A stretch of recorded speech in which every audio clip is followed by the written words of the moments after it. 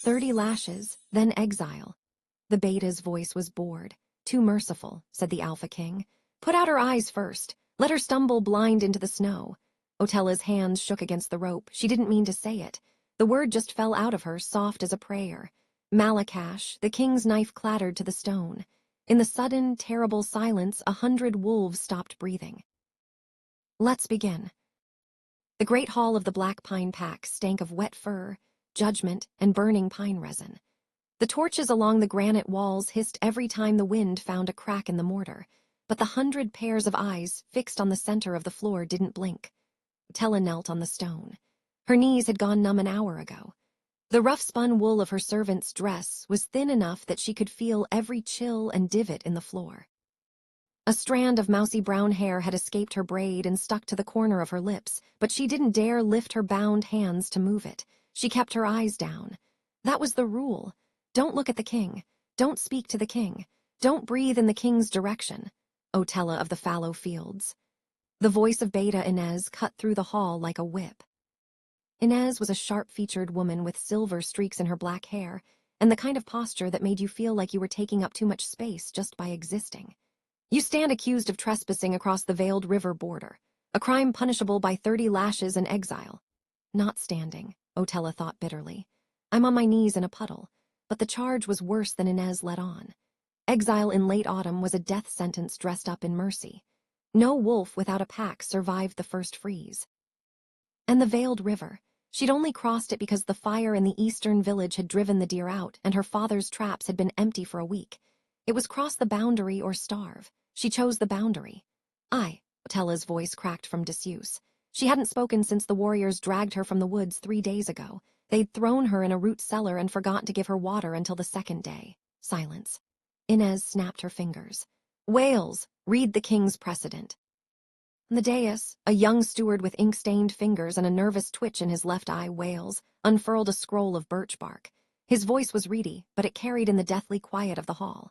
In the 3rd year of King Louis's reign, the matter of border integrity was settled.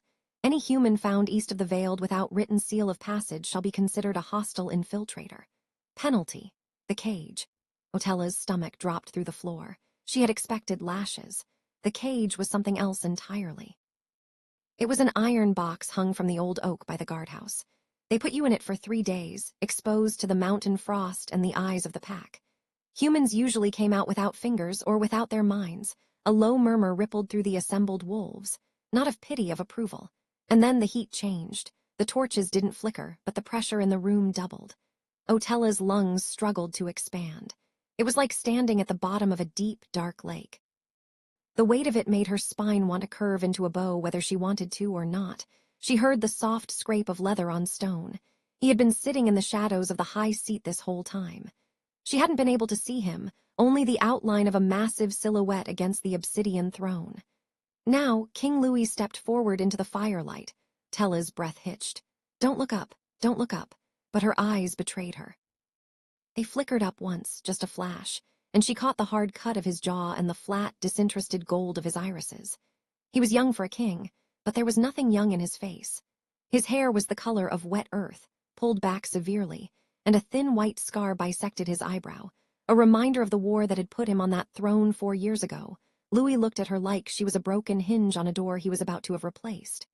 30 lashes and exile is a waste of effort, Louis said. His voice wasn't a roar. It was quiet, which made it infinitely more terrifying. She'll die of infection before she clears the foothills, or she'll come crawling back and we'll have to kill her then. Inez is being sentimental. Beta Inez stiffened. My king, the treaty with the southern baronies. The southern baronies trade us grain because they fear us, not because we follow their rules of execution. Louis descended the 3 steps from the dais. His boots were silent on the stone, a predator's walk. I'm not interested in a show of mercy that takes 3 weeks to fail. If she crossed the river to steal our game, she has the eyes of a hunter. Put them out, then send her back blind. That's a lesson that travels. Hall rumbled with deep-chested growls of assent. Wales, the steward, looked vaguely ill but said nothing. Otella's hands began to shake violently against the ropes. This is it. The terror was so complete it was almost calm. She was going to die. Maybe not today from the knife that took her sight, but soon after, stumbling into a ravine or being taken by coyotes. All for a half-starved rabbit she hadn't even caught. Louis stopped 3 feet from her. She could smell him now, smoke, snow, and something sharp like crushed juniper berries. "Get the branding iron," he ordered over his shoulder to Inez. "I want it done before the morning watch changes." Felt the world tilt. And then it happened. It wasn't a thought. It wasn't a plan. It was a reflex older than the pack, older than the black pine, older than the mountain itself. Her mother had whispered it to her as a lullaby when the fever took her. "If you're ever in the dark and the wolves have you, say this, just this once." Otella's lips parted. The word came out not as a scream, but as a quiet, breathy whisper. It was a sound that didn't belong in a human throat. It was a creak of old wood, the crack of ice on a lake in April, the sound of stone falling in a deep cavern. "Malakash." Change in the hall was instantaneous. The growls ceased as if a knife had severed every voice in the room. The torches guttered low, the flames turning a sickly shade of blue for a single heartbeat. And King Louis froze, not the freeze of a man pausing to think. This was a full-body lock. His hand, which had been halfway to his belt to unclip his hunting knife, stopped midair. His golden eyes, which had been so bored and cruel, widened. The scar on his brow turned white as the blood drained from his face. Beta Inez took a step forward. "My king, what is?" Louis didn't hear her. His gaze was drilling into the top of Otella's bowed head. When he spoke again, his voice was a stranger's, hoarse, raw. "What did you say?" Otella squeezed her eyes shut. Saying it once had been a gamble with her soul. Saying it twice felt like inviting the ceiling to collapse on her. But she was already dead, wasn't she? She whispered it again. The silence that followed was the most terrifying sound Otella had ever heard.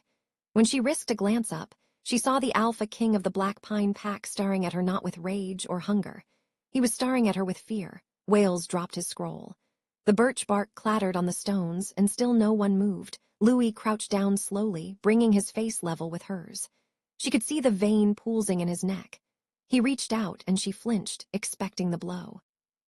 Instead, his rough, calloused fingers brushed the stray hair from her face with a gentleness that was somehow more violent than a punch. "Who taught you that?" he breathed.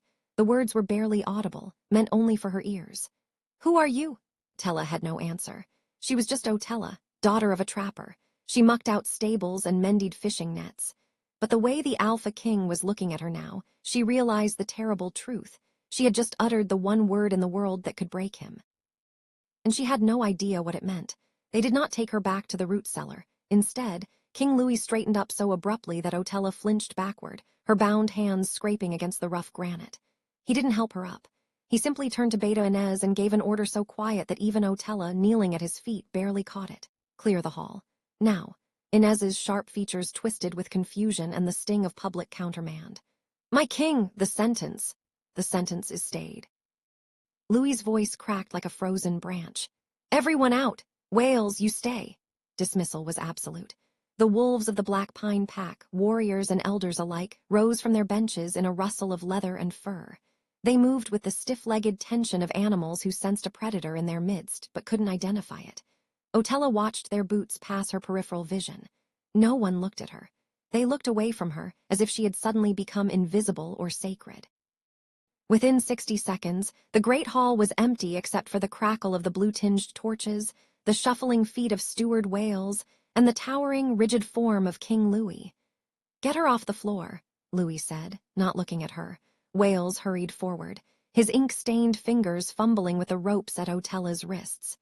"Easy now," murmured under his breath. He was young, perhaps only a year or two older than her 20 winters. His eyes were a soft hazel, and they kept darting to Louis like a rabbit watching a hawk. "Can you stand?" Otella tried. Her legs had gone to sleep, and she stumbled. Wales caught her elbow and steadied her. The simple kindness of the gesture after 3 days of darkness and thirst nearly undid her. She bit the inside of her cheek until she tasted copper. "Bring her to my study," Louis commanded. He was already walking toward a narrow archway at the back of the hall, his stride long and impatient. "And Wales, if anyone asks what happened here," the girl fainted. "The king showed mercy due to her weakened state," Wales recited quickly, as if he'd been preparing the lie since the word left Otella's mouth. Louis paused at the archway. The torchlight caught the scar bisecting his eyebrow. "Acceptable." Then he was gone, swallowed by the shadows of the inner keep. Otella's legs wobbled as Wales guided her forward. "What's happening?" she whispered. Her voice was still a rasp. "What did I say?" Wales's grip on her elbow tightened in warning. "Don't," he breathed. Don't say it again, not to me, not to anyone, just walk. The king's study was not what she expected. She had imagined a trophy room, skulls of rival alphas, maps of conquered territories, weapons gleaming on the walls. Instead, the chamber was lined with books. Real books, bound in leather and cracked with age, not the birch bark scrolls the pack used for official decrees. A fire roared in a hearth large enough to roast a boar, and the smell of old paper mingled with the juniper scent she now associated with Louis himself. The king stood with his back to her, facing the fire. His hands were clasped behind him, and she could see the tension in the cords of his neck. He said. Wales guided her to a high-backed chair of dark oak. She sank into it gratefully, rubbing her raw wrists where the ropes had been. Wales, leave us, guard the door, no one enters.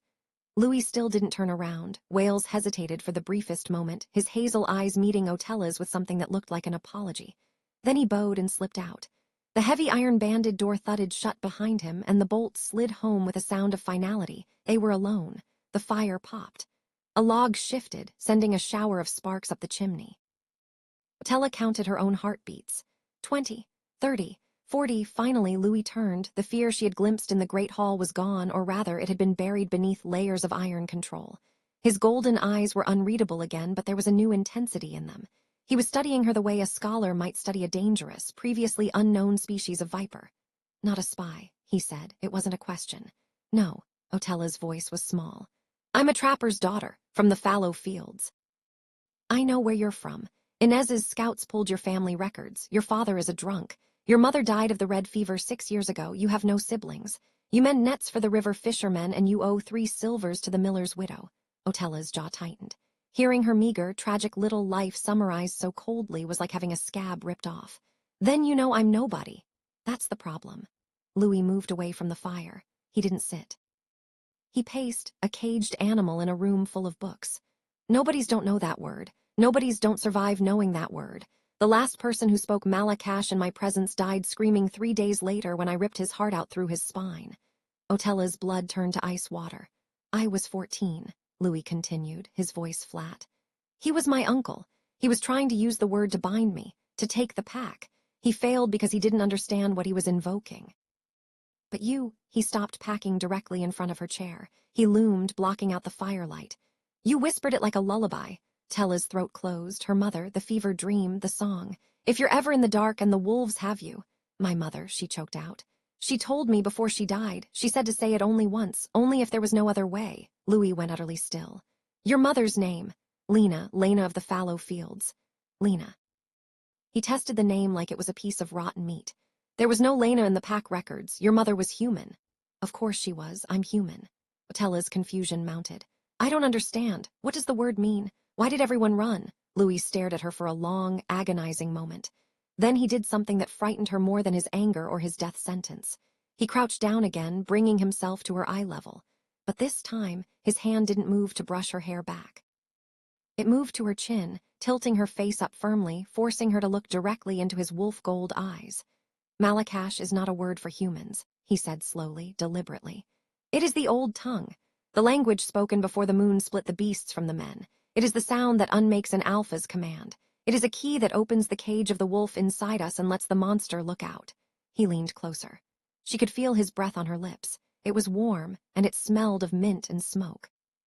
If your mother taught you that word, Otella of the fallow fields, then your mother was not human. She was a daughter of the first pack, a bloodline that was supposed to be extinct for 300 years. Otella's mind reeled. Her mother, Lena, who had worn patched aprons and sung off-key while she stirred thin soup. Lena, who had wept when the fever took the neighbor's baby. A wolf. That's impossible, she breathed. Impossible, Louis echoed. His thumb traced the line of her jaw, a touch that was strangely intimate, strangely possessive. And yet, when you spoke it, every wolf in that hall felt the floor drop out from under them, including me. His eyes narrowed. Do you know what that makes you, Otella? She shook her head mutely. It makes you the most dangerous person in this kingdom. He released her chin and stood, stepping back. The distance felt like a gulf. And it makes you mine. Mine, the word came out as a squeak. By the old laws, the laws that predate my throne, predate the black pine itself. A human who can speak the old tongue is not a trespasser. She is a claimant. She has the right to challenge for a seat at the Alpha's table. Louis's jaw clenched. But if I acknowledge that right publicly, Every rival pack from the Iron Coast to the Sunken Valley will descend on my territory to kill you or steal you. So until I decide what to do with you, you will stay here. You will speak to no one about the word. And you will obey me. Otella's hands were shaking again, but not from cold. What if I refuse? Luya's smile was a thin, terrible thing. Then I will have to assume you are a weapon sent to destroy me, and I will treat you accordingly. He walked to the door and pulled back the bolt. Wales will bring you food and clean water. You'll sleep in the tower room. Don't try the window. It's a 60-foot drop onto flagstones. He opened the door. Wales stood on the other side, pale-faced and clearly having heard nothing through the thick oak. My king, Wales said. Beta Inez is demanding an audience. She says the pack is restless. They want to know why the human was spared. Louis didn't look back at Otella. Tell Inez the girl is under my personal protection due to diplomatic complications. Tell her I will address the pack at the next moon. Until then, anyone who harms a hair on her head answers to me. Wales's eyes went wide, but he nodded. Yes, my king. Louis strode out, leaving Otella alone in the chair, drowning in the scent of old books and juniper smoke. She heard his footsteps fade down the stone corridor, and only then did she let the tears come. They weren't tears of relief, they were tears of terror. Because deep in her bones, in a place she hadn't known existed until an hour ago, something had stirred when she spoke that word. Something old, something hungry. And she had the horrible feeling that whatever it was, it had just woken up. The tower room was not a cell. Tella repeated this to herself as she paced the circumference of the circular stone chamber for the 100th time. A cell had bars and straw and the smell of despair. This room had a feather bed, a woven rug dyed the deep green of pine needles, and a narrow window that looked out over the dark sea of the black pine forest. It had a wash basin with water that was almost warm, a tray of bread and hard cheese that Wales had left on the writing desk, and a small iron brazier that kept the autumn chill at bay. It was a gilded cage, but a cage nonetheless. She had slept poorly. Every time she closed her eyes, she saw King Louis's golden irises inches from her own, heard his voice saying, "It makes you mine." The words coiled in her stomach like a snake. She didn't want to belong to anyone, least of all the alpha who had been ready to blind her and cast her into the wilderness an hour earlier. And worse, far worse, was the stirring. She felt it now, as she paused by the window and pressed her forehead to the cold glass. It was a presence at the base of her skull, a whisper just below the threshold of hearing. When she breathed too deeply, she caught scents she shouldn't be able to detect. The musk of the guard walking the parapet 3 floors below. The iron tang of old blood soaked into the mortar of the keep's walls. The distant, wild smell of pine sap and running deer. What is happening to me? A knock at the door made her jump. It's Wales, came the muffled voice. I have your morning meal and a visitor. Tella's pulse quickened. She crossed the room and opened the door a crack. Wales stood in the corridor, a tray balanced in one hand, his hazel eyes apologetic. Behind him, looming like a storm cloud, stood Beta Inez. The silver-haired woman did not wait for an invitation. She pushed past Wales, her shoulder brushing Otella aside as she strode into the tower room. Her sharp gaze swept the space, the untouched bread, the rumpled bed, the window, before settling on Otella with undisguised contempt. Leave the tray and go, Wales, Inez ordered. Wales hesitated, looking to Otella for confirmation. She gave him a tiny nod. He set the tray on the desk, mouthed, "I'll be outside," and retreated, pulling the door closed behind him. The latch clicked. They were alone. Inez did not speak immediately. She walked a slow circle around Otella, the way a wolf might circle a wounded doe, assessing where to sink the first bite. Otella forced herself to stand still, though every instinct screamed at her to back against the wall. "Smaller than I expected," Inez said finally. "For someone who brought the Great Hall to silence. I didn't mean to cause trouble. You never do you? The insignificant ones never mean to." Inez stopped her circling directly in front of Otella. Her eyes were a pale, wintry gray. "I've served the Black Pine Pack for 32 years. I buried Louis's father. I held the line when the Southern Baronies tried to poison our water. I have killed 17 rivals in single combat, and I have never seen the king look at anyone the way he looked at you last night." Otella swallowed. "I don't know why he looked at me that way. Liar." The word was flat, without heat, which made it worse. "You said something in the hall. I didn't hear it, but I felt it. Every wolf in that room felt it. It was like a hand reaching into my chest and squeezing my heart." Inez leaned closer. Her breath smelled of black tea and cloves. "What are you?" Otella thought of Louis's warning. You will speak to no one about the word, but Inez was the beta, the second in command. Surely she had a right to know. Surely keeping her in the dark was more dangerous. I'm human, Otella said carefully. I was born in the fallow fields. My mother was Lena, daughter of. Your mother is dead, I checked. Inez cut her off. Buried in the pauper's plot behind the mill, no marker, no mourners except you. No records of her lineage before she arrived in the fields 23 years ago. The beta's gray eyes glittered. She appeared out of nowhere, married a trapper, birthed you, and died, conveniently leaving no history behind. Otella's stomach clenched. She had never thought about it before. Her mother had always just been Mama warm hands, soft songs, the smell of wood smoke and dried lavender. She had never asked where Lena came from because children don't ask those questions. They accept the world as it is given. But now, in the cold light of the tower room, the gaps in her mother's story yawned wide. No family, no hometown, no past. If your mother taught you that word, then your mother was not human. What do you want from me? Otella whispered. Inez studied her for a long moment. Then, to Otella's shock, the beta's expression shifted. The contempt didn't disappear, but it was joined by something else. Something that looked almost like fear. Want you to understand what you've stepped into, Inez said quietly. Louis is not a cruel king by nature. He is a desperate one. The Black Pine Pack is surrounded. The Iron Coast wolves raid our eastern villages. Sunken Valley Pack covets our hunting grounds. And the humans of the southern baronies grow bolder every year, pushing their farms closer to the Veiled River. We are a pack under siege. She moved to the window, staring out at the forest. The morning light made the silver in her hair gleam.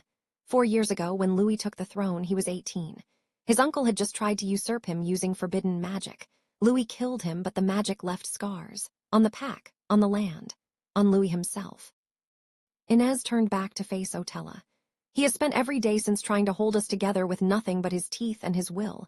And now you arrive, speaking a word that shouldn't exist, carrying a bloodline that was supposed to be extinct. Otella's mouth was dry. What bloodline? Inez's lips thinned. He didn't tell you. Told me my mother might have been. A daughter of the first pack, but he didn't explain what that meant. Of course he didn't. Inez laughed, a humorless sound. The first pack were the original wolves, the ones who walked with the moon herself. Their blood was pure, undiluted by centuries of breeding with humans and lesser packs. They could speak the old tongue as easily as you or I breathe. They could command the wind, the stone, the beasts of the forest. Her voice dropped. And they were all killed. 300 years ago. Hunted down by the packs they once ruled because their power was too great, too unpredictable. Survivors scattered and bred with humans until the blood was so thin it vanished entirely. Tella's knees felt weak. She sank onto the edge of the bed. Saying I have. That blood. Saying you spoke a word that only the first pack could speak. And you survived. Inez crossed her arms. Which means you are either a miracle or a catastrophe, and Louis doesn't know which one yet, neither do I. A heavy silence filled the tower room. Outside, a raven cawed from the parapet. Why are you telling me this? Otella asked. You clearly hate me. You wanted me lashed and exiled. Inez's jaw tightened. I don't hate you, girl. I hate what you represent. Change, uncertainty. The possibility that everything we've built here will come crashing down because a half-starved trapper's daughter whispered a word she doesn't understand. She moved toward the door, pausing with her hand on the latch. But I love this pack, and if you are what I suspect you are, then you may be the only thing that can save it. Or the thing that finally destroys it. She opened the door. Louis will call for you soon. He's been in the old archives all night, searching for answers. When he finds them, you'll wish you'd taken the lashes and the exile. Her gray eyes met Otella's one last time. The cage is merciful compared to what happens to the heirs of the first pack. Door closed. The bolt slid home from the outside. Tella sat on the bed, trembling, staring at the stone wall. The stirring at the base of her skull had grown louder. It was no longer a whisper. It was a voice, ancient and patient, speaking in a language she shouldn't understand. And somewhere deep in the keep, she heard a wolf howl in answer that night. Otella dreamed. She stood in a forest that was not the black pine. The trees were taller, older, their bark silver-white and their leaves a shimmering gold. The moon hung low and impossibly large in the sky, close enough to touch, its surface swirling with patterns that looked almost like faces. A woman stood beneath the moon. Her hair was the color of Otella's, mousy brown, unremarkable, but her eyes glowed with a soft silver light. She wore a simple dress patched at the elbows, and she was humming a lullaby. Mama, Lena turned. Her smile was sad and knowing. You spoke the word, she said. Her voice echoed, layered with harmonics that didn't belong to a human throat. I hoped you never would. Did you give it to me? Otella's dream self asked. Why didn't you tell me what I am? Because I wanted you to have a life. Lena's silver eyes glistened. I ran from the blood. I hid in the fallow fields. I married a simple man and bore a simple daughter, and I prayed to the moon that the old power would skip you the way it skipped my own mother. She shook her head. But it never skips the daughters, it only sleeps, and now you've woken it. Do I do? Lena's form began to fade, dissolving into motes of silver light. Find the stone. Before Louis does, the stone will tell you the truth of who you are and who he is to you. What stone? Mama, wait. But the dream shattered. Otella woke gasping. Her sheets tangled, the taste of moonlight on her tongue, and in the darkness of the tower room she realized she was not alone. A shadow stood by the window, tall, broad-shouldered, golden eyes reflecting the faint glow of the embers in the brazier. Bad dreams? King Louis asked. Tella scrambled backward on the bed, her spine pressing against the cold stone wall. The sheets tangled around her legs like restraints. Her heart hammered so violently she could feel it in her temples. Long have you been standing there? Her voice came out thin and breathless. Louis didn't move from the window. The dying embers of the brazier cast his face in shifting shadows of orange and black. He was dressed simply, dark tunic, leather breeches, boots that had seen mud and snow. No crown, no ceremonial furs. He looked younger like this, closer to the 18-year-old boy Inez had described, the one who had killed his uncle and taken a throne he never wanted. Long enough, he said. Tella's mind raced. Had she spoken in her sleep? Had she said her mother's name, asked about the stone? The dream was already fatting, slipping through her fingers like water, but the urgency of it remained. Find the stone, before Louis does. You were dreaming of her. Louis turned from the window, his golden eyes finding hers in the darkness. Your mother, I could smell the grief on you from the corridor. Tella's fear curdled into something sharper. Anger. You were in the corridor, watching me sleep. This is my keep. Every room in it is mine. Every breath taken within these walls belongs to me. He said it without arrogance, as if stating a simple fact of nature. The sky is blue. The river runs south. The Alpha owns the air. But I didn't come here to frighten you. Then why are you here? It's the middle of the night. Louis was silent for a moment. Then he reached into his tunic and withdrew something wrapped in a square of faded velvet. He held it out to her, his large hand steady. I found answers, he said. Or the beginnings of them. You deserve to see. Tella hesitated. Every instinct screamed at her not to take anything from this man, this wolf, who had been ready to blind her, who had claimed her as his, who watched her sleep from the shadows. But the stirring at the base of her skull pulsed with recognition. Whatever was in that velvet, it wanted her to touch it. She reached out. Her fingers brushed his palm as she took the bundle. His skin was warm, roughened with calluses and old scars. The velvet fell away. It was a locket. Small, oval, made of silver so tarnished it was nearly black. The metal was etched with patterns that hurt to look at directly, swirls and angles that seemed to shift when she blinked. It hung from a broken chain, the link snapped clean through. Open it, Louis said. Otella's thumbnail found the catch. The locket sprang open with a soft click. Inside were 2 miniature portraits, painted with exquisite detail on thin slips of ivory. The first was a woman. She had sharp cheekbones, silver eyes, and a cascade of dark hair. There was something regal in the tilt of her chin, something fierce and untamed. She wore a simple green dress, but around her neck hung a stone pendant, a pale, milky crystal that seemed to glow even in paint. The second portrait was a man. He had Louis's jaw, Louis's brow, Louis's golden eyes. Your mother, Otella breathed, looking at the woman. And your father. Louis's voice was tight. My father, Aldrich, Alpha of the Black Pine. And my mother, whose name I was forbidden to speak after her death, whose portrait I was ordered to burn, whose very existence was scrubbed from the pack records. Looked up at him. The torchlight caught the scar bisecting his eyebrow. Why? Because she was like you. Louis crouched down beside the bed, bringing himself to her level. This close, she could see the exhaustion carved into his face, the purple shadows under his eyes, the tightness around his mouth. He hadn't slept. He'd been in the archives, just as Inez said. Her name was Serafina.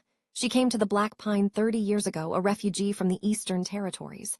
She married my father, bore me, and lived quietly for 6 years. No one knew what she was, not even my father, I think. Happened to her? Louis's jaw tightened. When I was 6 years old, a traveler came to the keep, a wolf from the Iron Coast.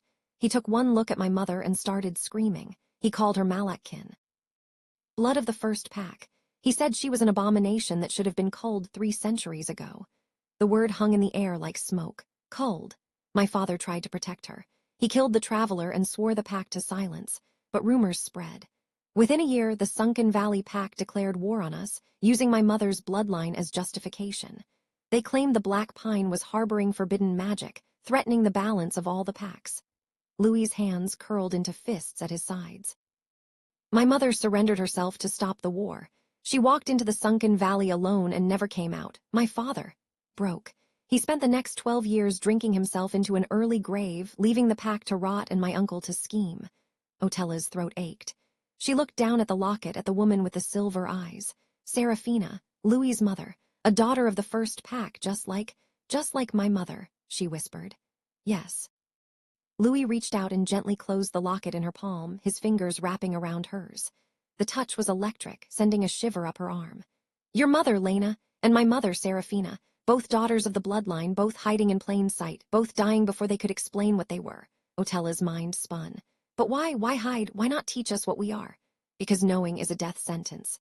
Louis released her hand and stood, packing to the window. The moonlight silvered his profile.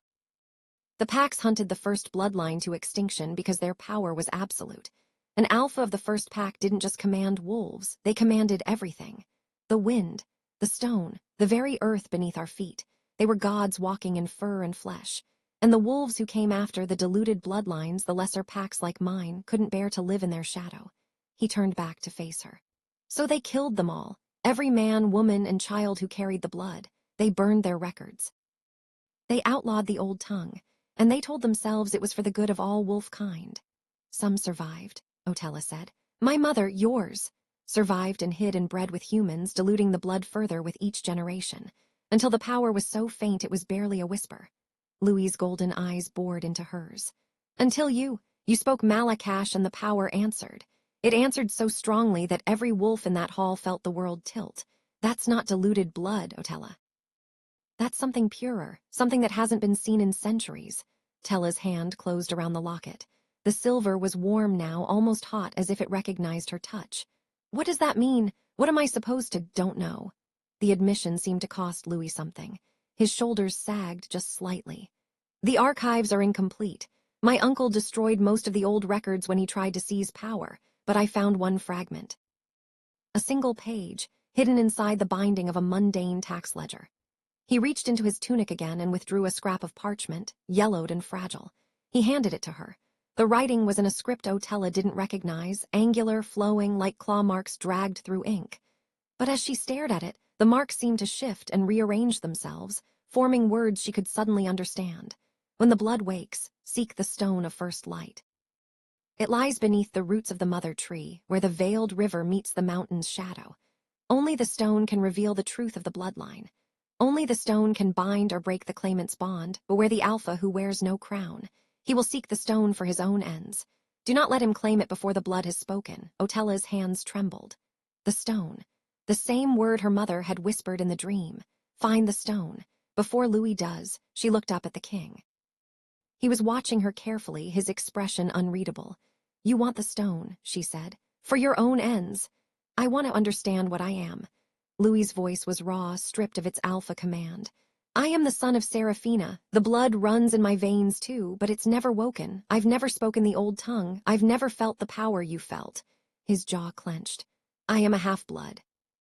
A failed heir to a legacy I didn't know existed until you walked into my hall and broke my world open with a single word. Otella stared at him. The Alpha King, who had seemed so terrifying, so invincible, was standing before her with his soul laid bare. He was afraid. Not of her, but of what he wasn't, of the power that had skipped him and chosen her instead. Take me to the stone, she said quietly. Tomorrow, at first light. Louis's golden eyes flared with something hope, hunger she couldn't tell. You would trust me. No, Otella met his gaze steadily. But I don't have a choice. You said it yourself. I'm the most dangerous person in this kingdom, and I don't even know why. I need answers. The stone has them. She lifted the locket, the silver warm against her palm. And I think your mother would want you to have answers, too. Louis was silent for a long, aching moment. Then he nodded. First light, he said. I'll have Wales prepare supplies. We travel light and fast. No guards, no escort. The fewer who know about the stone, the better. He moved toward the door, then paused with his hand on the latch. He looked back at her, and for the first time she saw something other than fear or hunger or cold calculation in his eyes. She saw grief. "My mother used to sing to me," he said quietly.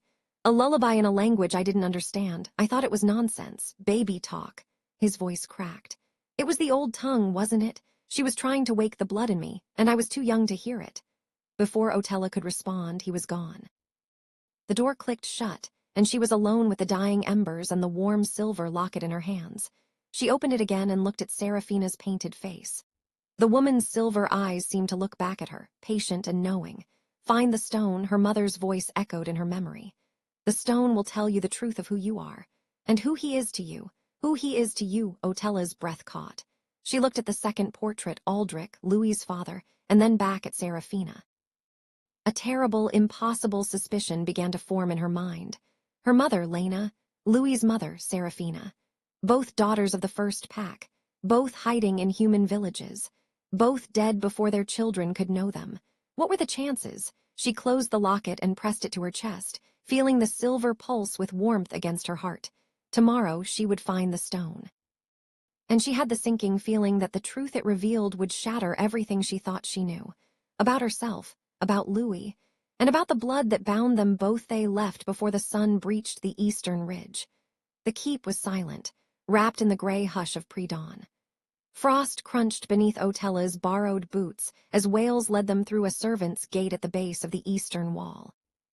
The steward's face was pinched with worry, his hazel eyes darting toward the keep's upper windows where Beta Inez's silhouette stood watching, arms crossed, silver hair catching the first pale light. "She knows," Wales murmured to Louis as he handed over a pack of provisions. "She didn't try to stop me, but she knows. Inez has always known more than she says." Louis shouldered the pack without breaking stride. "She'll keep the pack calm until we return." If we return, Otella thought. She didn't voice it. They walked in silence as the forest swallowed them. The black pine was ancient, its trees so tall and dense that the sky became a distant suggestion of gray between the canopy. The air smelled of damp earth, decaying leaves, and the sharp, clean scent of running water somewhere ahead. The veiled river. Tella's legs ached by midday. She was a trapper's daughter, accustomed to walking the fallow fields, but the mountain terrain was different. Roots snagged her boots. Rocks shifted beneath her weight. Louis moved ahead of her with an effortless grace that reminded her, painfully, that he was not human. His footsteps made no sound. His breathing never quickened. He was a predator in his element, and she was a clumsy guest in his world. They stopped once to eat, dried venison and hardtack from Wales's pack, sitting on opposite sides of a fallen log. The silence between them was heavy with unasked questions. "Afraid of what we'll find," Otella said finally. It wasn't a question. Louis didn't look at her. He stared into the trees, his golden eyes tracking something she couldn't see. "I've spent 4 years building walls around myself, around my pack. Every decision I've made, every enemy I've killed, every mercy I've denied. It was all to keep the black pine from crumbling the way it did under my father." He tore a piece of venison with his teeth. "Now I'm walking into the heart of the forest with a woman who speaks the language of gods, chasing a stone that might tell me everything I built was built on a lie. Yes, I'm afraid." Was quiet for a moment. Then she said, "My mother used to tell me that fear was just a sign you were paying attention." Louis looked at her then. Something shifted in his expression, a crack in the iron mask. "Your mother sounds like she was wise." Was. Otella stood, brushing bark from her borrowed trousers. "Let's keep moving. I want to know the truth before dark." They found the mother tree as the sun began its descent toward the western peaks. It was unmistakable. The trunk was wider than the keep's great hall, its bark a pale silver white that seemed to glow in the fatting light. Its roots burst from the earth like the coils of a buried serpent, creating a natural cathedral of arched wood and dark soil.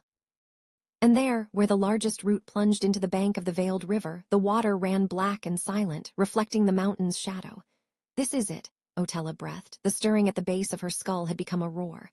The voice that had whispered since she spoke Malakash was no longer a whisper. It was a song, ancient, wordless, pulling her toward the tree like a tide. Louis caught her arm. "Wait!" She looked up at him. His face was pale, his jaw tight. "What's wrong?" "I can't feel it," he said. His voice was rough with something that sounded like grief. "The pull, the song, whatever is calling you, I can't hear it. I'm standing at the threshold of my mother's legacy, and I'm deaf to it." Otella understood then. The fear she had seen in him wasn't just about what the stone might reveal. It was about what it might confirm, that the blood had truly passed him by, that he was and would always be only half of what she was becoming. "Then let me be your ears," she said softly. She held out her hand. Louis stared at her hand for a long, agonizing moment. Then, slowly, he took it. His palm was warm and rough, and his grip was tight, not possessive but desperate. Like a drowning man reaching for driftwood, they approached the mother tree together. The roots shifted as they drew near. Otella gasped, stumbling back, but Louis held her steady. The wood groaned and creaked, and then, impossibly, the largest roots split open. Not violently, gently, like a door swinging wide for an expected guest. Inside the hollow, cradled by centuries of growth, lay a stone. It was the size of a human heart, pale and milky, just like the pendant in Serafina's portrait.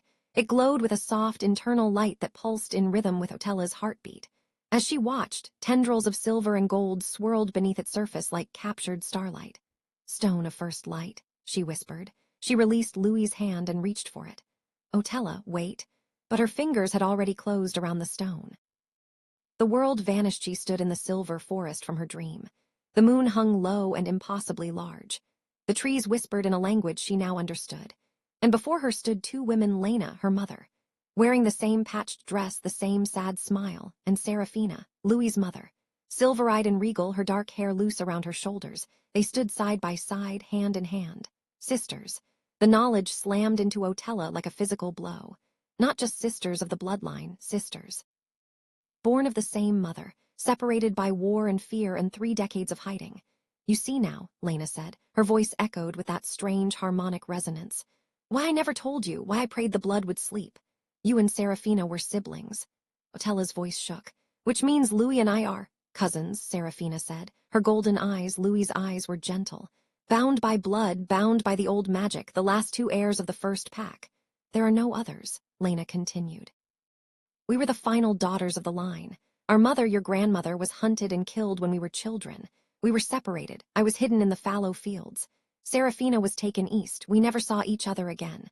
"We dreamed of each other," Serafina said softly. "Across the miles, across the years, we felt each other's joys and sorrows, and we both bore children in the hope that the blood would waken one of them." "It woke in you," Lena said. Her silver eyes glistened. "Not Louis. You are the true heir, the voice of the first pack. The power is yours to command." Otella's chest ached. "But Louis. He wants it so badly. He deserves the truth," Serafina interrupted gently. "He is your blood, your kin, the bond between you is sacred. But the power chose you, Otella, not him. That is not a punishment, it is a purpose." "What purpose?" Lena stepped forward and placed a ghostly hand on Otella's cheek. The touch was cool like morning mist. "To end the war that killed us. The packs have been hunting our blood for 300 years. They fear what they cannot control. But you can show them another way. You can speak the old tongue. You can remind them of what they lost when they slaughtered the first pack. You can unite them," Serafina added. "Not through conquest, through kinship. You are the bridge between wolf and human, between the old blood and the new. Louis is your sword and shield. Together you can build something that hasn't existed since the moon split the beasts from the men." "True pack," Lena said. "One that doesn't hunt its own." The forest began to fade. The moon dimmed. The silver trees dissolved into mist. "Tell my son," Serafina called, her voice growing distant, "that I loved him, that I sang to him every night, hoping he would hear. Tell him the blood didn't fail him, it saved him for you." World snapped back into focus. Tella gasped, her knees buckling. Louis caught her before she hit the ground, his arms wrapping around her, pulling her against his chest. The stone of first light was clutched in her white-knuckled hand, still pulsing with its internal glow. "Otella." His voice was rough with panic. "Otella, look at me. What happened? What did you see?" She looked up at him, the scar bisecting his eyebrow.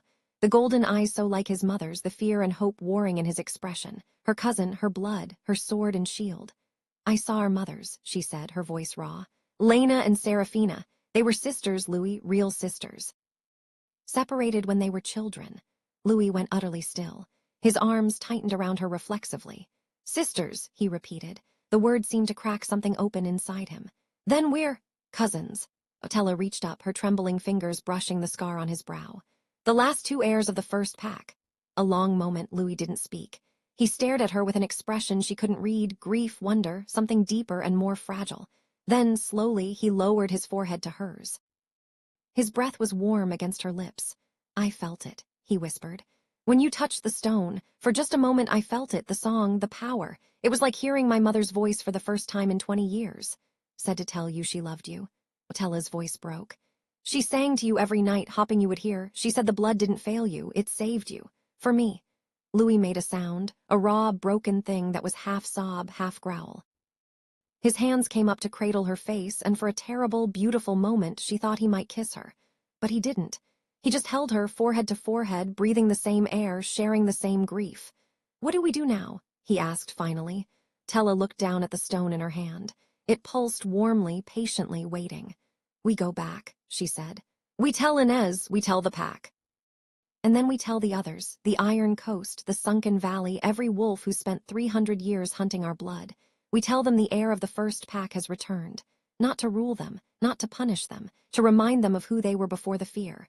They'll try to kill you." Louis's voice was hard. "The moment you reveal yourself, every alpha in the territories will see you as a threat. Then you'll protect me." She met his golden eyes. "Cousin."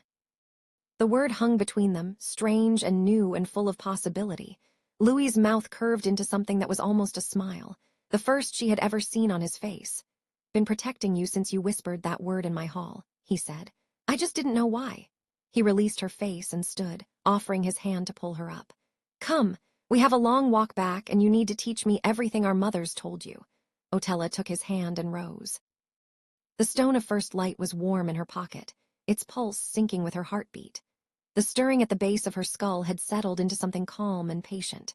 No longer a whisper of fear, but a song of belonging. They walked out of the shadow of the mother tree together, leaving the veiled river behind. Behind them, the root closed silently, sealing the hollow until the next heir came seeking truth 3 days later. Otella stood on the steps of the great hall, facing the assembled black pine pack. Louis stood at her side, his hand resting lightly on her lower back, a gesture of support, not possession. Wales hovered nearby, clutching a freshly inked scroll. Beta Inez stood at the base of the steps, her gray eyes sharp and watchful but no longer hostile. Otella looked out at the sea of faces, wolves who had wanted her blinded, exiled, caged. Now they watched her with wary curiosity. Rumors had spread in their absence, whispers of the old tongue, of the first pack. Of an alpha who had left as a king and returned as something else. She took a deep breath, and then she spoke. "My name is Otella, daughter of Lena, heir of the first pack, and I have come not to rule you but to remind you of what you are." The words came easily now. Not the old tongue, not yet, but the truth. The power didn't need ancient words to be felt. It was in her voice, in her blood. In the way the wolves before her straightened, their eyes brightening, their postures shifting from suspicion to something that looked almost like hope. Beside her, Louis watched the pack transform. His golden eyes glistened. He didn't speak. He didn't need to. He was the sword and shield. She was the voice, and together they would remind the world of what it had lost. 6 months passed like water through cupped hands. Winter had come and gone, and now the first green shoots of spring pushed through the thawing earth of the Black Pine territory. The veiled river ran fast and clear, no longer the dark, silent thing it had been beneath the mother tree's shadow. Birds that had fled south returned to build nests in the ancient pines. The pack moved through the forest with a lightness that had been absent for years. And Otella, daughter of Lena, heir of the first pack, stood on the balcony of the keep and watched the sun rise over the mountains she now called home. She was no longer the trembling girl who had knelt on cold stone, bound and condemned. The rough-spun wool of her servant's dress had been replaced by a tunic of soft green, embroidered at the cuffs with silver thread in patterns that echoed the swirls on Seraphina's locket. Her mousy brown hair, once tangled and forgotten, now fell in a neat braid over her shoulder. And in her pocket, always warm against her thigh, rested the stone of first light. She had not spoken the old tongue again since that day in the great hall. Not because she couldn't. The words came easily now, rising unbidden when she dreamed, but because she was learning when not to speak.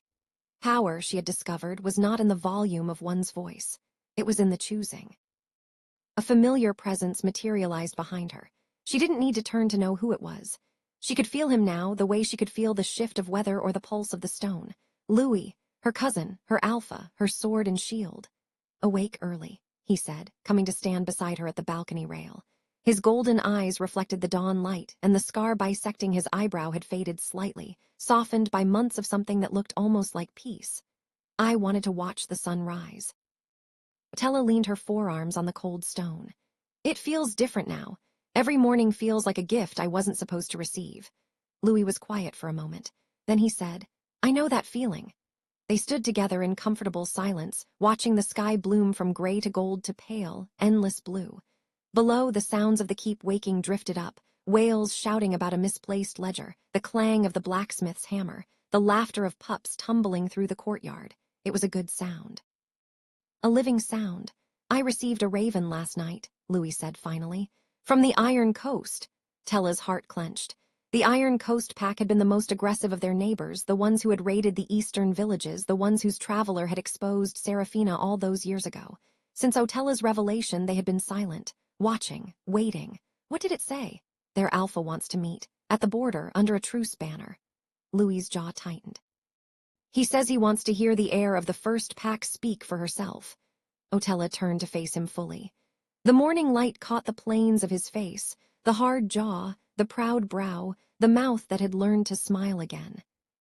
He was still the Alpha King who had terrified her in the Great Hall, but he was also the man who had held her forehead to his in the shadow of the mother tree, the man who had wept at his mother's final message, the man who had spent 6 months learning to share power instead of hoarding it.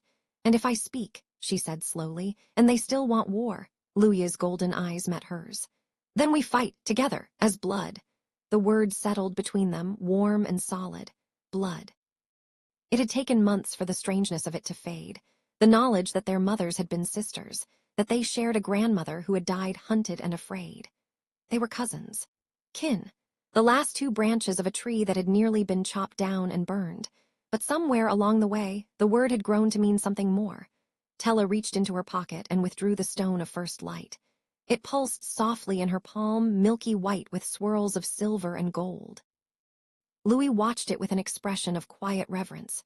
He could not feel its song the way she could, but he had stopped mourning that absence. Instead, he had learned to listen through her. What does it tell you? He asked. Tella closed her eyes and let the stone's warmth flow up her arm. The ancient voice that had once been a terrifying whisper was now a familiar comfort. It didn't speak in words. It spoke in feelings, in images, in the deep, resonant knowledge that she was not alone and never had been. It tells me, she said slowly, that this is what our mothers wanted, not hiding, not running, not letting the blood sleep forever. She opened her eyes and looked at Louis. They wanted us to stand in the light, to show the packs that the first bloodline isn't a curse, it's a memory, of who we all were before the fear. Louis was silent for a long moment. Then he reached out and gently closed her fingers around the stone, his warm hand enveloping hers. Then we go to the Iron Coast, he said.